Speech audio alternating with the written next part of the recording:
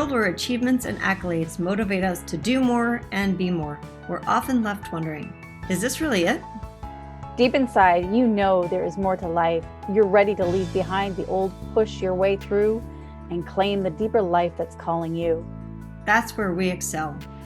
We're your hosts, Stephanie Allen and Maren Oslak. And this is the Soulful Leader Podcast. Sit back and relax as we share the shortcuts we've uncovered to help you make shift happen.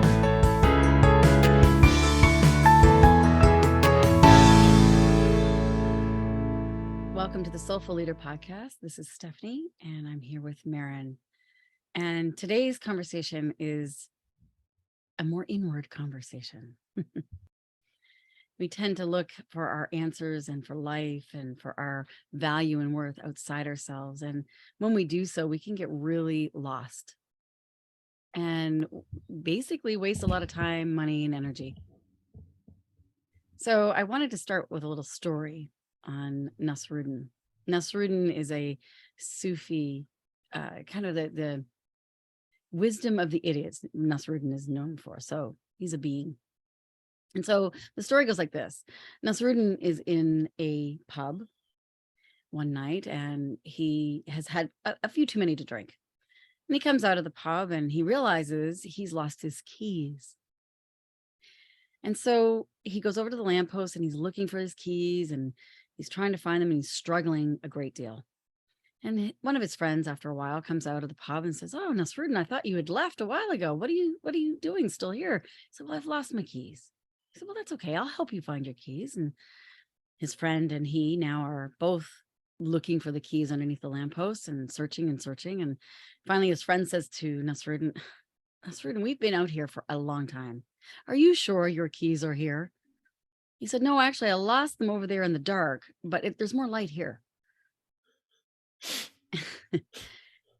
And it's funny, not funny. It is funny, right? Not funny. That, how often in our lives are we searching in a place where the answer is not? And that's another whole level too, is like we're searching for answers. When yet it's in the darkness, in the unknown, in the place that we are unfamiliar with is where the keys are.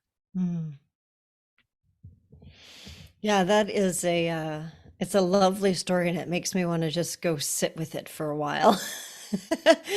And really get the wisdom of that, because I know for myself, I do that of there's got to be another way, there's got to be another answer, and I'm looking outside of myself, or where there's light, that's where I'm comfortable. I know how to look outside. I was trained to do that my whole life, and to do it really well. And yet there's still this quest, there's still keys that I'm looking for, that I seek. Yeah. And, I relate that even, I live in the North, I live in Canada, and I live in a place where and Maren lives in the North in the United States too. So, we live in a place where there's snow and it's cold and it's dark, and we're coming up to the time changes and things like that. And there's a lot of what we call snowbirds, people from the North here heading down to Phoenix or Florida to go south because there's more light. It's warmer. And I'll hear this all the time as a therapist. I'll say, "Oh, they'll hear, oh, I can't wait to go on vacation. I can't wait to go down south. I'll be happier." It's so hard to find happiness when it's dark all the time or it's winter. And I'm like, that's the same thing as Nasruddin looking for his keys under the light. It's like, we need to, how can we find our inner light? How can we find our inner sunshine? And that's actually when you can find your light in the darkness, then that is the key. That is the key where we can really, really be nourished by love and light. And then we're not so required outside ourselves to be able to find a person to make us happy, to find a job to make us happy, to find, a food that makes us happy, or clothing, or whatever have it be. It's like we're already happy. That's actually our true state. The other day you had shared something on Facebook, and as you were talking, that's what it reminded me of. And it said, it was something by Rachel Marie Martin. It says, sometimes you have to let go of the picture what you thought that the life would be like, and learn to find the joy in the story you're actually living. Yeah. And when, yeah, is it possible for us to go someplace, say for example, to get out of Dodge, to go away and find some momentary happiness, or some, like like a rest. And it's also, I have to say this, it's important to also do that. Oh, absolutely. I think that knowing, like, going back to the why of knowing why you're going. If you just want to get away, and you get away and you go someplace just as hectic, and it's party, do this, da da, it's outward, outward, outward, and you come back, you actually haven't refreshed yourself, Mhm. right? Well, this is why we call recreation. It's actually Mm, recreate ions. It's you're mm, recreating your light. And without a why, without a reason why you're going, and without an intention, like saying, I'm going to put my energy and my effort and my time on that. right. We did that recently on the podcast about our thoughts. It's like, which thought are you putting your attention onto? Because that's what is going to direct your light. That's what's going to direct your consciousness, and thus either create happiness or illness, really. And so that you do have choice. It's such an interesting thing. I was recently talking to somebody about meditation, and she has been diagnosed with ADHD, and she just said, to sit still and to listen just makes her crazy. Like, why do I have to meditate? I know there's all kinds of benefits, but come on, really, do I really have to do this? Hmm. And I think that's that's a great example of Nasrudin, who's looking for the keys in the light. Doesn't mean Mm-hmm. you can't find keys in the light, but but if you didn't lose them there, and we didn't lose anything, it's like actually the keys metaphorically are in the darkness, Mm, are in the places that are uncomfortable, or in the places where we haven't been before. right. And how do we cultivate our own inner light to be able to find those keys?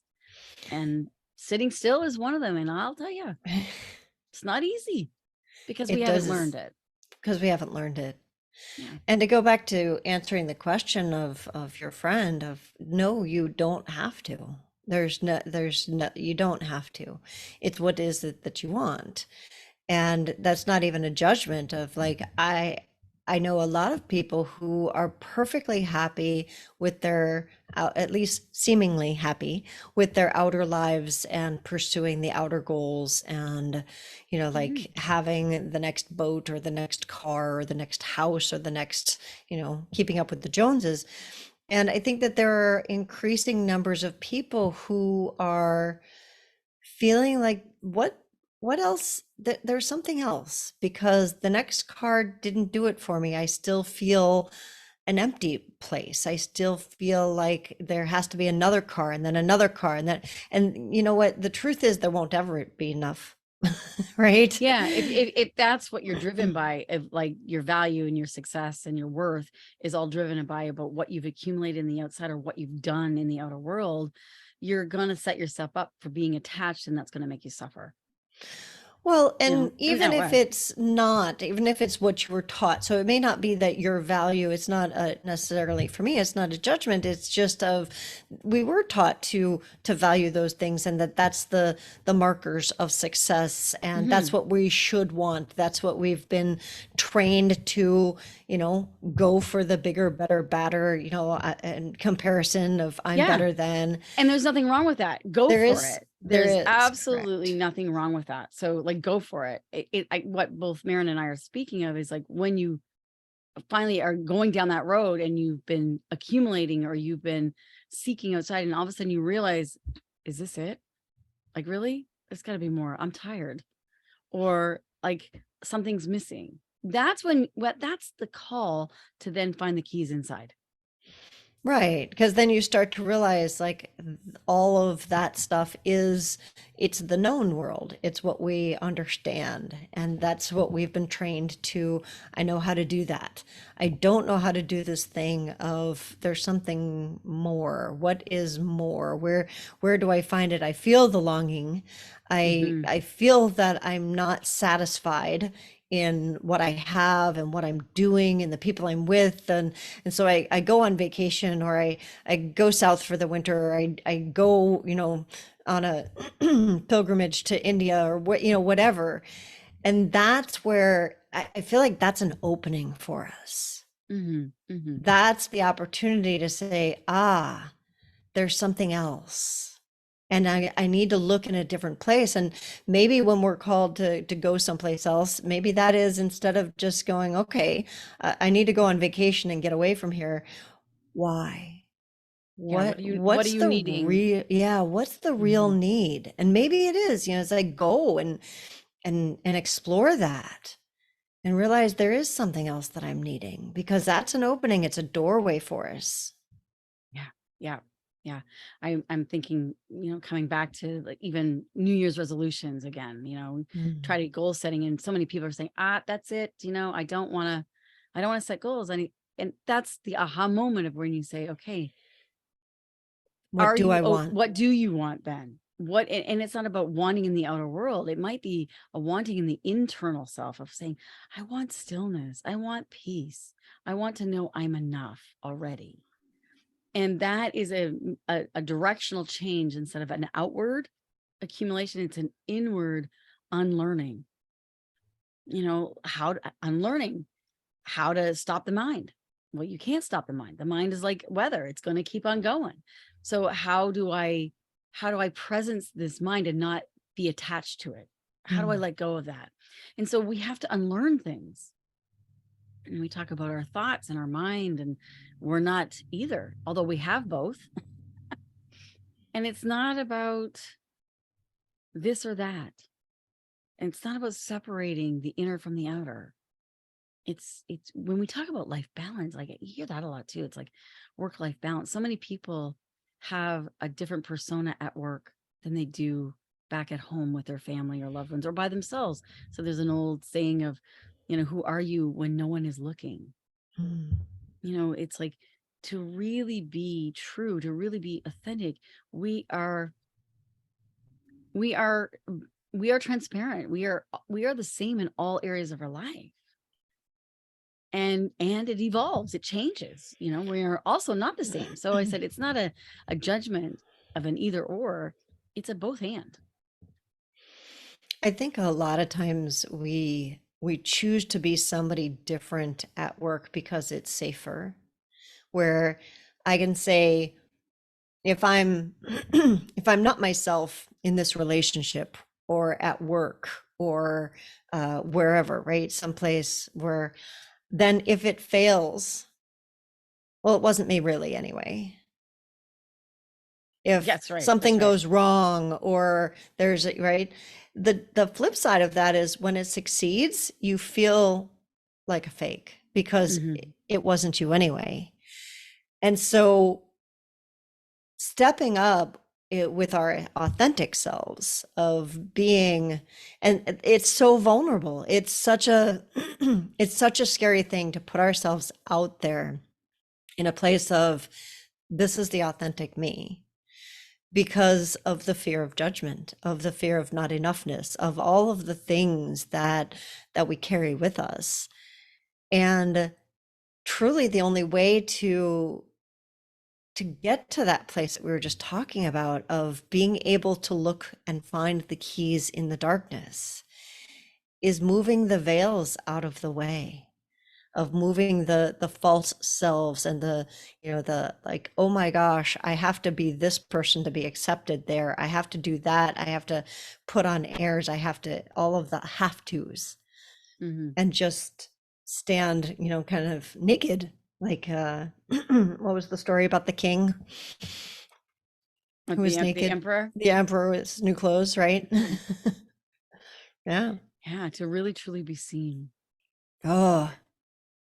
Which means when I think of think of your eyes. It's like you cannot see your eyes without a mirror. You can see your hand, you can see your feet, you can see, parts of your body, but to literally physically see your eyes, you need a mirror to look at them. Only everybody else can see your eyes, but you can't. And so the metaphor of that is like, to really know ourselves is, who are we when we are at work? Who are we when we are at home with loved ones? Who are we? Because those are the mirrors. Those are the mirrors of, I have to say, you don't fall in love with someone else. You actually fall in love with who you are when you're with them, or who you are when you're doing something you love. It's not about the outer. It's also about who's showing up inside yourself. Yeah. There's, like I said at the very beginning, this metaphor makes me want to go and sit with it and really, really marinate in the wisdom of it, because there are so many layers and so much truth in that short story that you shared. And like, we could go in so many different directions with it, and it comes down to the way it was beautifully stated in the story of, it's like we keep looking in this place over here, and we know that there's keys somewhere. Well, I have another beautiful story that reminds me, and it's called The Loathsome Hag. and Sir Gawain, which is one of the knights of the Round Table. And it's a very similar story too, about the feminine. And it goes like this. One day King Arthur is out on his horse in the countryside, and he's just in awe. He's just in awe. It's such a beautiful day, and he's just in awe. And out of the bushes pops this incredible troll that is just vicious. He just basically says, "King Arthur, you are on my land, and I want you dead." And King Arthur says, "Oh, I'm so sorry. I will pay you, a fee, or I will, what do I need to make it up to you?" And he's like, "Well, yeah, you're a good king. I guess I can't really kill you. They'd be really upset with me if I did. So I'll get, what, I'm going to give you a chance, and the question is, what does every woman want?" Oh, and King Arthur's going, "Okay, this is not going to be an easy question." What does every woman want? And he said, "Okay, I'm going to give you," he gives him a time limit, say, a month, to come back with the answer. And if he has the answer and it's correct, he'll save his life. If it isn't correct, that's it. He's dead. So King Arthur goes back to the knights of the Round Table, and he says, I have a question that needs answering, and I don't have the answer. I need your help. And the question is, what does every woman want? And so all the knights go out into the countryside, and they start asking all the people in the court and the countryside of, like, well, what does everyone want? And the answers coming back are like, oh, they want riches and jewels, and they want love, and they want to be, cared for and nurtured and seen, and all these different things. And King Arthur's like, yeah, those are pretty good, but I don't think that's the answer. I really don't. And so, days pass, a couple weeks pass, and it's getting time. He's like, I'm getting kind of to the end of my time limit. And he's out on his horse again in the countryside. And he's really struggling. And he's just basically asking for help from the divine, going, I need your help. Like, I don't have the answer. And all of a sudden, this loathsome hag comes on his trail, and she is hideous. She's ugly. She's got bad breath. She has no teeth. She's got warts. She's hasn't combed her hair or showered for like years. And she's just grotesque. And she said, King Arthur, you're on a quest, and I have your answer. And he goes, oh, thank goodness, right? Thank goodness you have the answer. Please tell me what the answer. Oh, no, she says, I'm not giving you the answer. I have a need, and you have to fulfill that need first. And I want to be married to one of your finest knights. And he says, oh, I can't promise you that. She goes, oh, no, I'm not saying you have to promise it. It has to be that knight's free will of choice to want to marry me. That's the only way I want to marry him. And so he goes back to the knights, and he says, oh, I think I've met somebody who has the answer, but she's got a condition. She wants to marry one of you. And Sir Gaiwan literally doesn't even hear the story or anything about what she's like or anything. He just says, "My sire, I would be honored. It is my duty to honor you. I will marry her." And King Arthur's like, wait, you haven't heard. It's okay, he says. It's okay. I will marry her. And he's like, okay, you come out and you meet her this afternoon. And if you change your mind, I'm okay. So he goes out with King Arthur and they meet the Loathsome Hag, and Sir Gawain dismounts his horse and he gets off and meets over to her and kneels before her and takes her hand and says, "My lady, it would be an honor for me to marry you." And the Loathsome Hag's like, "Oh, yeah, that's a good one. I accept." He's like, that good job. I like this one. He's pretty happy. And King Arthur says, "Okay, but we'll have an afternoon wedding this afternoon. It'll get it over with, the whole thing." She's like, "Oh, no, no, no, no. I want everyone there. I want it. I want the best dinner. I want the best music. I want everyone to be invited and to be, absolutely, this is a party." So they arrange and it goes off absolutely beautiful. And that night in the wedding chamber and in the bridal chamber, the Loathsome Hag says to Sir Gawain, "You've been an absolute gentleman. Thank you. You really have honored me today. And everything I've asked for, you've been so good to me. Come and give me a kiss." And again, you're kind of thinking, she's pretty hideous. He leans over without hesitation and he kisses her. And poof, she turns into the most beautiful maiden. Unbelievable. And he jumps back and went, "Whoa, what sorcery is this? What trickery?" And she says, "My brother is the troll. And he put a spell on me. Unfortunately, this spell is only broken 50%. So you can have me beautiful, stunning, beautiful in your bed at night for pleasure, or you could have me this way during the daytime as to not to shame you out in public. Which, my love, will you choose?" And again, Sir Gawain says, "My lady, this is not my choice, for you have to live this life. You alone must choose." And she smiles before him again and she said, "You have broken it twice. And you have broken that spell 100% now. And so what does every woman want? Is the sovereignty over her own life, her own free will, her choice, and to be seen and given that space to be able to make those choices." And that's what saves King Arthur's life. And it's a beautiful story because I'm not talking about masculine and feminine here in the outer world. Right. There is a masculine and feminine within us.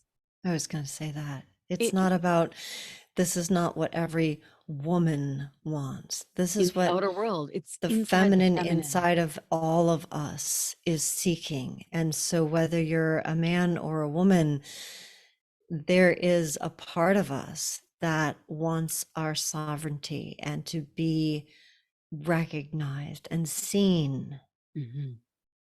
and to be given the who we choice. are, no matter Right. if we're at work or at play or at love, we are who we are. And that but we can't get the keys underneath the light. We've got to go into the darkness. We've got to go inside and start honoring ourselves as that inner feminine, that inner masculine, and honoring that dance within. Otherwise, we'll never be able to see it in someone else. Mm. And so when I say about love, like, Sir Gawain was able to love her because he loved himself. And he could see beyond the form. He could go in through the darkness and touch her heart. And she could see him through his form. It's like, imagine if we could do that for ourselves, how the world in the outer world would change. And that is, so going back to, it's not about finding somebody outside of ourselves to Exactly. do that. There is a masculine side of ourselves, all of us, that is, we're needing that part to honor the feminine side. And then there's a feminine side that's needed, you know what I mean? There's both sides inside of us, and it's our work to do inside. And that is truly what changes the outer world and what we experience in the outer world. Exactly. So it's not one is better than the other. It's not an either or, it's a both and. And the doorways show up for us in the outer world. So when we were talking earlier about feeling like really called, I need a break, I need to go on vacation. Great. Listen to that. And take it just a smidge of a layer deeper and say, not just where, but why. Mm-hmm. It's like there's a deeper longing, and it's not that I have to, oh, well, then I can't go on vacation. I'm supposed to go and sit and meditate for 20 hours. No, no, no, no, no, no, no. Right? One layer at a time. It's take that and just open the door and say, you know what? I'm willing to hear that it's not about just going to a sunny beach. It's about, I need that sunny beach inside. And what might that be calling me to? And who are you at that sunny beach? Like when you are at that sunny beach, relaxing underneath the sun, bathing in the water, doing whatever you're doing, and that is your best self. Can you bring that best self home from the holiday into your everyday life? That's why we go to recreate ourselves. Yeah. Or otherwise, you just go on a vacate ions. Like you just vacate and then nothing changes. This is what happens when we leave relationships or we leave jobs, or, we set a goal and we get to that goal and it doesn't fulfill us. It's because we're still empty inside. We think the outer is going to fill the inner, and it doesn't. It's like, it's a both and. It's like, who will you be? Who will you be when you have X, like whatever XYZ, whatever the goal is that you want in the outer world, losing weight, the ideal relationship, the ideal home, the ideal job, or whatever your goal setting. Who will you be when you actually achieve it? And if you can claim that, that's the internal, if you can bring that with you as you are seeking in the outer world, it just shows up. It will literally, you'll be a magnet. You'll be drawn to it, like Lady Ragnall and Sir Gawain. She knew what she wanted. And he was a seeker. He was a quester. He was on a quest. He was in service. So many keys today. I think that there's a lot. I love the stories. Thank you for the stories. And there's a lot of questing that could happen from today's episode. So I would encourage everyone to listen again. And what are the questions that come up for you? What, we asked a lot of questions. Is there one that stands out for you that you want to sit with for a bit or hold in your heart as you go about your day? And we would love to hear from you in our Facebook group or in our LinkedIn group. And what touched you from today's episode? We will see you all again next week on the Soulful Leader podcast.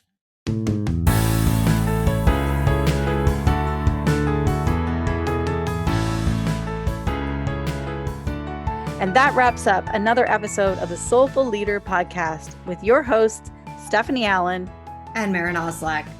Thank you for listening. If you'd like to dive deeper, head over to our website at thesoulfulleaderpodcast.com. Until next time.